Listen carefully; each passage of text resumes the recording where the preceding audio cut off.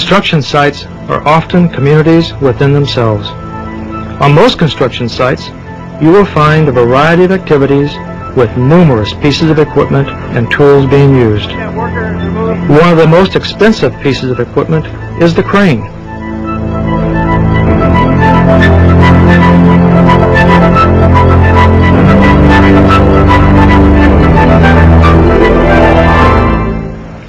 Coordination of all construction activities is extremely important, especially crane operations. Cranes account for more than 20% of construction fatalities and hundreds of thousands of dollars in project damage.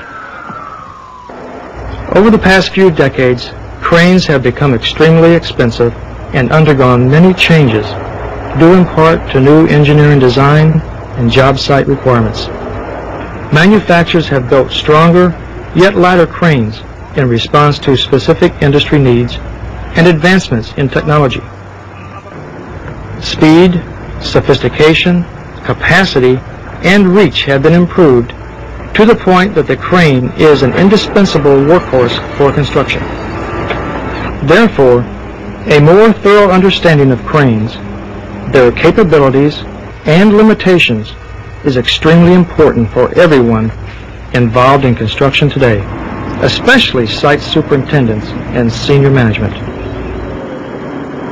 The crane is capable of performing safely and economically when operated within the design parameters set by the manufacturer.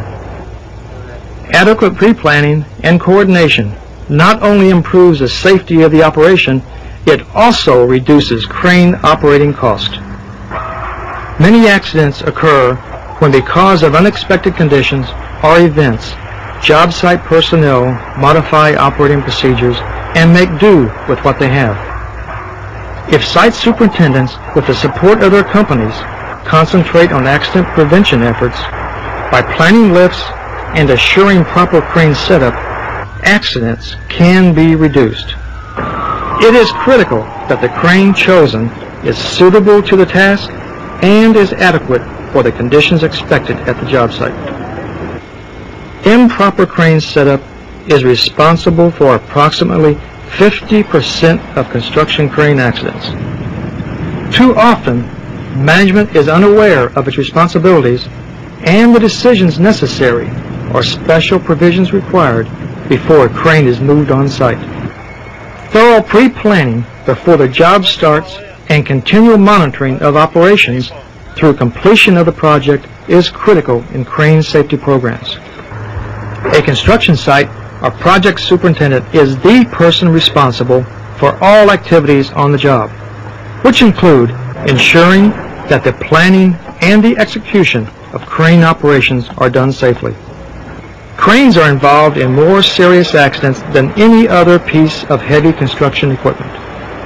Therefore, the construction site superintendent must not only be knowledgeable of a multitude of construction activities, but should have a basic understanding of crane operations.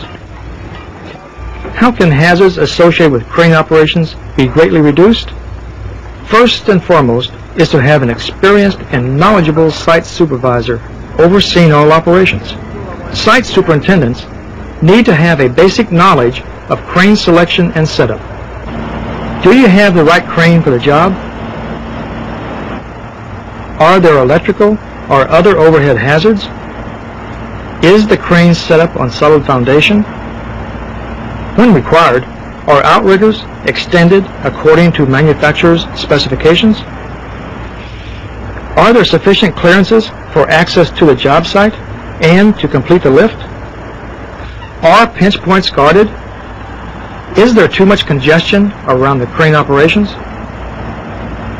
Site superintendents also need to understand crane operations and the purpose of anti-two-block devices, load moment indicators, mechanical levels, boom angle indicator, load indicating devices, crane load charts, and outriggers and pad supports. In addition, the site superintendent must be sure that the crane operators are knowledgeable and experienced in the use of the load charts for the crane they are operating, radius measurements, outriggers and supports, boom angle indicators, anti-two-block devices, load moment indicators, mechanical level, various lifting devices such as slings and bars, and is able to calculate loads. Key to any lifting operation is the operator's understanding of the crane's load charts, which provide operating parameters and guidelines on what the crane can and cannot do. Supervisors and operators must remember that the load charts and operating instructions are developed by manufacturers for specific cranes and are tested under ideal conditions, such as no wind, setup level on solid foundation, lifting static or dead weights, no movement in the swing or boom angle, and in every case, the manufacturer uses new equipment. Construction sites seldom provide all of these ideal conditions to operate a crane. Load charts and equipment instructions normally identify any restrictions or reduced capacities when operating under less than ideal conditions. They generally state that the operator has the responsibility to judge existing conditions and reduce lifted loads and operating speeds accordingly.